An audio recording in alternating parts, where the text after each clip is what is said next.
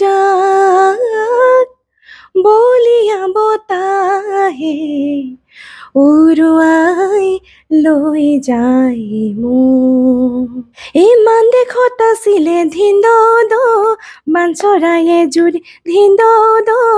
মাঞ্চৰায়ে জুৰি ধিন্দ আছিলে নৰিয়া ধিন্দ পৰি অ ধাপ তগৰ ভঁৰালৰ আগতে কোনে তাত বব আইতাই বৰহি দেহত লাখুটি ল'ব তুমি গীতটোৰ নাম প্ৰেমৰ ভূত ৰাখিছা তোমাক কৈছে প্ৰেমৰ ভূতে পাইছিলে নাই প্ৰেমৰ ভূতে নোপোৱাকেতো নাথাকে বাৰু পাইছিলে তাৰ পৰা প্ৰমোচন হ'ল নেকি তাৰ পৰা প্ৰমোচন বুলিয়ে ক'ব লাগিব আৰু আপোনালোকে কেতিয়াবা প্ৰেমৰ ভূত দেখিছেনে বা প্ৰেমৰ ভূতৰ বিষয়ে শুনিছেনে আজি আমি কথা পাতিম প্ৰেমৰ ভূতৰ বিষয়ে আৰু মোৰ লগত কথা পাতিবলৈ আছে মোৰ কাষত এফালে বন্দিতা গগৈ এগৰাকী উদীয়মান কণ্ঠশিল্পী আৰু প্ৰকৃততে প্ৰেমৰ ভূত হৈছে এটা গীতৰ নাম আৰু যিটো ইতিমধ্যে ইউটিউবত উপলব্ধ হৈছে আৰু গীতটোৰ কণ্ঠশিল্পী হৈছে বন্দিতা গগৈ আজি বন্দিতা আমাৰ কাষত আছে আৰু ভোগালী বিহুৰ উপলক্ষে তেখেতে গীতটো আগবঢ়াই দিছে অসমবাসীৰ বাবে আমি কিছু কথা পাতিম গীতটোৰ লগতে তেখেতৰ সংগীত যাত্ৰাৰ বিষয়ে প্ৰথমে স্বাগতম জনাইছোঁ ধন্যবাদ ইমান ধুনীয়া আপুনি আজি মোক ইনভাইট কৰিলে আলে ইমান ধুনীয়া অনুষ্ঠানলৈ তাৰ কাৰণে ধন্যবাদ জনাইছোঁ হয় নিশ্চয়কৈ বন্দিতা গগৈৰ বিষয়ে হয়তো যিসকলে চিনি পাই গম পাইছে তেখেত এগৰাকী প্ৰতিভাসম্পন্ন এগৰাকী উদীয়মান কণ্ঠশিল্পী আৰু তেখেতে ইতিমধ্যে কেইবাটাও গীত অসমবাসীক উপহাৰ দিছে আৰু শেহতীয়াকৈ মুক্তি পাইছে তোমাৰ এটা গীত প্ৰেমৰ ভূত নামটো কিবা ব্যতিক্ৰম আচলতে গানটোৰ নামটো প্ৰেমৰ ভূত কি হ'ল আমি প্ৰথমতে সেইটো জানিব বিচাৰিম আচলতে মানে গীতটি অলপ আমি বেলেগ টাইপত কৰিছিলোঁ মানে চবেই ধৰি লওক প্ৰেমত আজিকালি মানে ভূত এটা লম্ভি গ'লে কেনেকুৱা অৱস্থা হয় মানে মানুহৰ তেনেকুৱা মানে কনচেপ্ট লৈ পিনে গীতটো আচলতে আমাক খুব ধুনীয়াকৈ ৰাগদা আৰু স্বৰদাই লিখি দিছিলে সেইকাৰণে আমি ভাবিলোঁ অলপ ইউনিক হওক আৰু নামটো মানে প্ৰেমৰ ভূত বুলি দি দিলোঁ মানে প্ৰেমৰ ভূতে পালে মানে কেনেকুৱা হয় মানে সেইটোকে মানে উপস্থাপন কৰিছে খুব সুন্দৰ নামটো শুনিলে কিবা আচৰিত লাগে প্ৰেমৰো ভূত থাকে ন আৰু গীতটো ইউটিউবত উপলব্ধ হৈছে ক'ত পাব দৰ্শকে বিচাৰিলে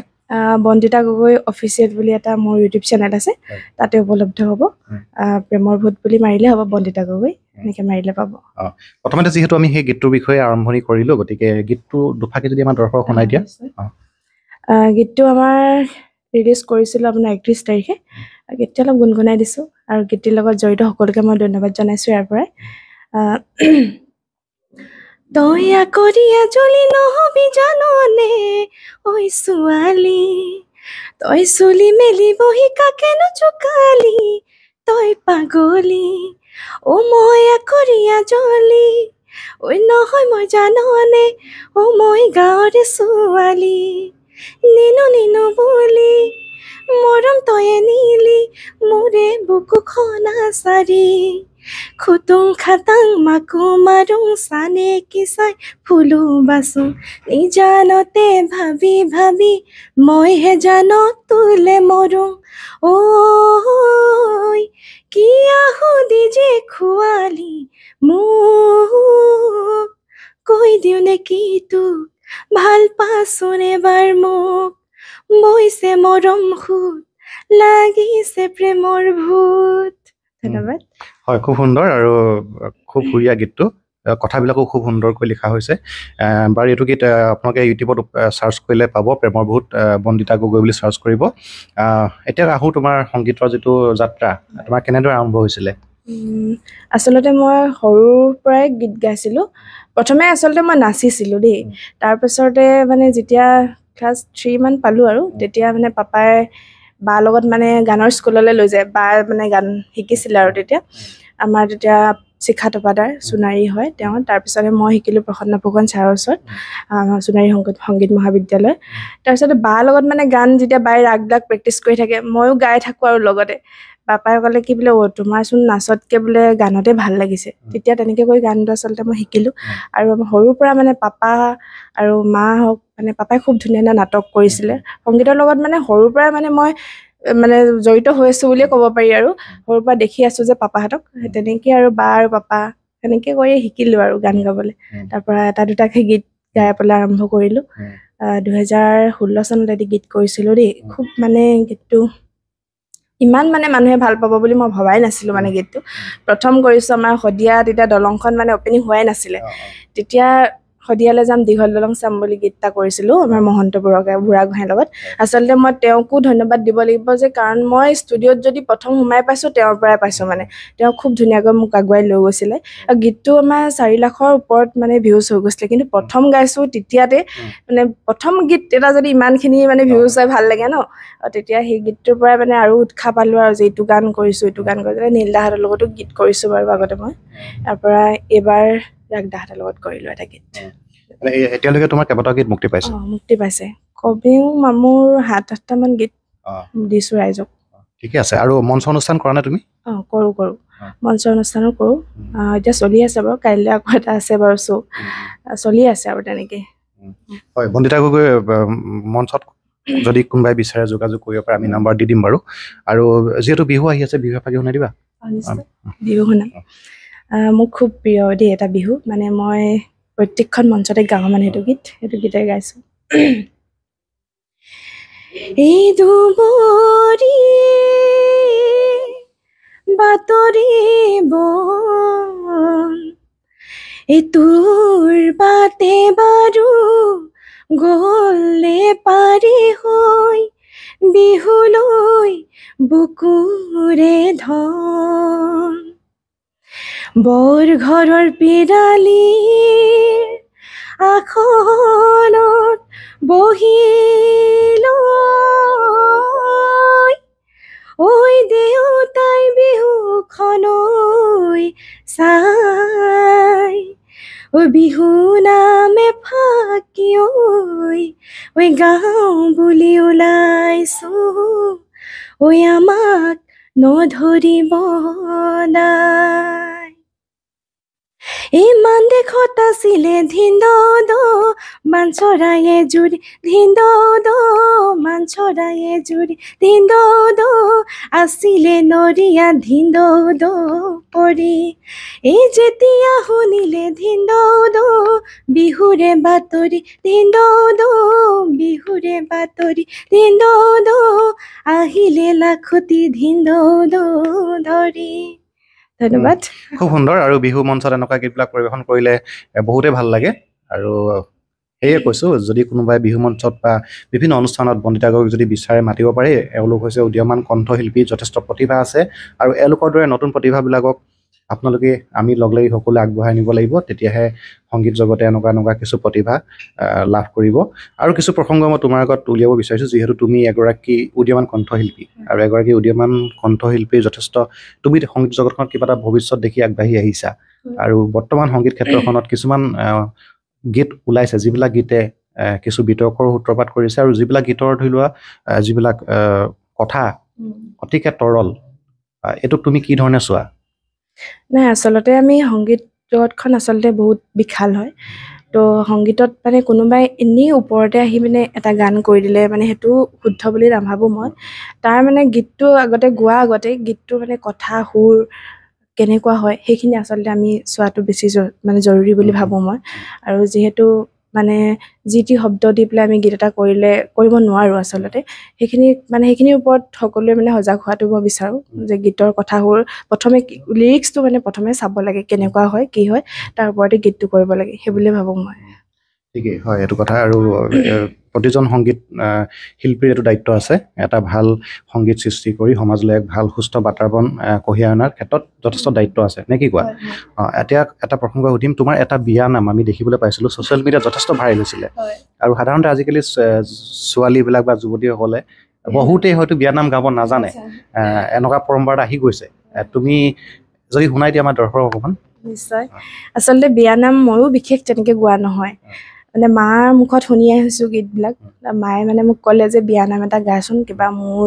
মই মানে আগতে সৰুতে গাই থকা তেনেকৈ বুলি ক'লে আৰু সেইটোকে গাইছিলোঁ ৰাইজে বহুত ধুনীয়াকৈ আঁকোৱালি ল'লে তাকে ভাল লাগিলে বাৰু ঠিক আছে গীতটি অলপ গাই দিছোঁ ধাপ তগৰ ভঁৰালৰ আগতে কোনে তাঁত বব আইতাই বৰহি দেহত লাখুটি ল'ব মৰমৰ মাজনী নহবাতৰ ও গছৰ কোমল কুহি ভাত পৰি খাই ভাত পৰি খাই দেউতাই পোহা মইনাজনী ৰামে লৈ যায় হ'ব ইমান খুব সুন্দৰ, বহুত ভাল লাগিলে। আৰু তুমি এইবিলাক বিয়ানাম হওক বা আধুনিক গীত, তাৰ বাহিৰেও তুমি কি কি গীতৰ চৰ্চা কৰিছা? আচলতে বিয়ানাম, আধুনিক গীত, দিহানাম কেতিয়াবা গাওঁ। দিহানামৰ মানে কেতিয়াবা ক'ৰবাত গাবলৈ হ'লে আৰু মানে ধৰি লওক প্ৰদৰ্শনী তেনেকৈ দিহানামো গোৱা হয় বাৰু। জ্যোতি সংগীত, ৰাভা সংগীত এইবিলাক সেইবিলাক গাওঁ। ভূপেন্দ্ৰ সংগীত তেনেকৈ গাওঁ। জ্যোতি সংগীত কিবা মনত আছে নেকি? জ্যোতি সংগীত ঠিক আছে, মই ৰাভা সংগীত এফাকি গাই দিছোঁ। লগনো কলি গ'ল তেওঁ যে নহ'ল কোৱা লগনো কলি গ'ল তেওঁ যে নহ'ল কোৱা মনৰ কথাটি মোৰ হিয়াত গুপুতে থোৱা লগনো কলি গ'ল তেওঁ যে নহ'ল কোৱা। ধন্যবাদ। খুব সুন্দৰ, ভাল লাগিছে। আৰু তোমাৰ প্ৰকৃততে কণ্ঠৰ প্ৰতিভা আছে যথেষ্ট। আমি গীতৰ কথা পাতিলোঁ যথেষ্টখিনি। এতিয়া মই আহোঁ, যিহেতু তোমাৰ শেহতীয়াকৈ মুক্তি পাইছে প্ৰেমৰ ভূত, সেই গীতটোৰ প্ৰসংগলৈকে আহোঁ। তুমি গীতটোৰ নাম প্ৰেমৰ ভূত ৰাখিছা। তোমাক পিছে প্ৰেমৰ ভূতে পাইছিলে নে নাই? প্ৰেমৰ ভূতে নোপোৱাকেতো নাথাকে বাৰু, পাইছিলে। এইবিলাক আৰু প্ৰেমৰ ভূতৰ প্ৰলোভনত মানে হেৰিয়াত পৰিয়ে প্ৰকোপতে আজি প্ৰমোচন হ'ল নেকি? নাই, প্ৰেমৰ ভূত আচলতে লম্ভিব আৰু নহয় জানো, যিটো এটা বয়স মানে পাৰ হৈ গৈছোঁ, তো সেই বয়সটোতে প্ৰেমৰ ভূত লাগিছিলে আৰু মোৰো। তাৰ পৰা প্ৰমোচন হ'ল নেকি? তাৰ পৰা প্ৰমোচন বুলিয়ে ক'ব লাগিব আৰু। খুব সুন্দৰ, ভাল লাগিছে। আৰু এতিয়া তোমাৰ যিটো সংসাৰ হ'ল, সংসাৰ পৰিবাৰৰ ফালৰ পৰা সঁহাৰি কেনেকুৱা এই ক্ষেত্ৰখনত? বহুত বহুত ভাল বুলি ক'ব লাগিব। আচলতে মই গান গাইছিলোঁ ঠিকেই সৰুৰ পৰা, কিন্তু ক'ৰবাত ষ্টুডিঅ'ত গীত গোৱা বা কিবা ৰেকৰ্ডিং কৰা মই বিয়া হোৱাৰ পাছতে পাইছোঁ। মানে সেইখিনি মানে সুবিধা মই ভাবিছোঁ মই বিয়া হৈ পিনে ভালেই কৰিলোঁ, কাৰণ মই বিয়া হোৱাৰ পাছতে মানে মই যিমানখিনি সুবিধা পাইছোঁ, বহুতখিনি মানে ছাপোৰ্ট কৰিছে তেওঁ, মানে মোৰ হাজবেণ্ডো কৰিছে বা তেওঁৰ ঘৰৰ মানুহে হওক, বহুতখিনি ছাপোৰ্ট কৰে। তাৰ কাৰণে মই তেওঁলোককো বহুত বহুত ধন্যবাদ জনাইছোঁ। এনেকৈ মোক ছাপোৰ্ট কৰি থাকিব, ইয়াৰ পৰাই কৈছোঁ সকলোকে। সেয়াই আৰু। হয়, আৰু এই ছাপোৰ্টটো অতিকে প্ৰয়োজন আৰু ভাল কথা এইটো। প্ৰকৃততে কি হয়, বহুতে দেখিবলৈ পোৱা যায় ইমান সহায় নবঢ়ায়, বিশেষকৈ সাংস্কৃতিক ক্ষেত্ৰখনত আগবাঢ়ি যাবলৈ যুৱতীসকলক কিছুমানে বহুত বাধাও আৰোপ কৰা দেখিবলৈ পোৱা যায়। তোমাক যে এইখিনি ছাপোৰ্ট দিছে যথেষ্ট ভাল লাগিছে দেখি, আৰু আশা কৰিছোঁ এনেদৰে সদায় সঁহাৰি জনাই যাব, সহায় কৰি যাব। বেছি দীঘলীয়া নকৰোঁ, আৰু শেষত কিবা গীত এফাকিয়ে শুনাই দিয়া। শেষত মোৰ ভাল লগা, খুব ভাল লাগে, মই নীলাক্ষী বাৰ গান খুব শুনো। আচলতে মই তেওঁৰ গীততে গাইছোঁ। কৰিনুৱে যাক বলিয়া বতাহে উৰুৱাই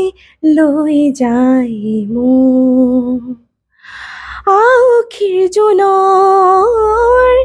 সেমেকা পোহৰ আঁতৰি যায় আজি মোৰ তোমাৰে ছবি আকো দৃশ্যপটত কিবা ভাল লাগি যায় এই ক্ষণত উৰুৱাই লৈ যায় মোৰ মনক উৰুৱাই লৈ যায় মোৰ মনক কৰিনুৱে যাক বলিয়া বতাহে উৰুৱাই লৈ যায় মোক। ধন্যবাদ। খুবেই সুন্দৰ, বহুত ভাল কণ্ঠ তোমাৰ, আৰু আমিও তোমাক আমি বিচাৰিছোঁ তুমি আগুৱাই যোৱা সংগীত ক্ষেত্ৰখনত আৰু ভাল ভাল গীত সৃষ্টি কৰি অসমৰ ৰাইজক উপহাৰ দিয়া। তোমাৰ উজ্জ্বল ভৱিষ্যত কামনা কৰিছোঁ। আৰু বেছি দীঘলীয়া নকৰোঁ, ইতিমধ্যে আপোনালোকে দেখিলে বন্দিতা গগৈৰ কণ্ঠ প্ৰতিভা, তেখেতৰ যথেষ্ট প্ৰতিভা আছে। আৰু পুনৰ কৈছোঁ, আমি যিহেতু E11 নতুন প্ৰতিভাসমূহক উলিয়াই অনাত কিছু পদক্ষেপ লৈছোঁ, গতিকে কেৱল আমিয়ে সেইখিনি সফল কৰিব নোৱাৰোঁ, গতিকে তাতো আপোনালোকৰ সহায় লাগিব। আৰু এনেধৰণৰ শিল্পীবিলাকক এখন মঞ্চ অনুষ্ঠান দি আপোনালোকেও যাতে আগুৱাই যোৱাত সুবিধা কৰি দিয়ে, আমি তাৰে কামনা কৰিছোঁ। লগতে প্ৰেমৰ ভূত শুনিব, ইউটিউবত উপলব্ধ হৈ আছে। বেছি দীঘলীয়া নকৰোঁ, চাই থাকিব E11। পুনৰ লৈ আহিম এগৰাকী নতুন অতিথিক। আজিলৈ ইমানতে সামৰিছোঁ। নমস্কাৰ।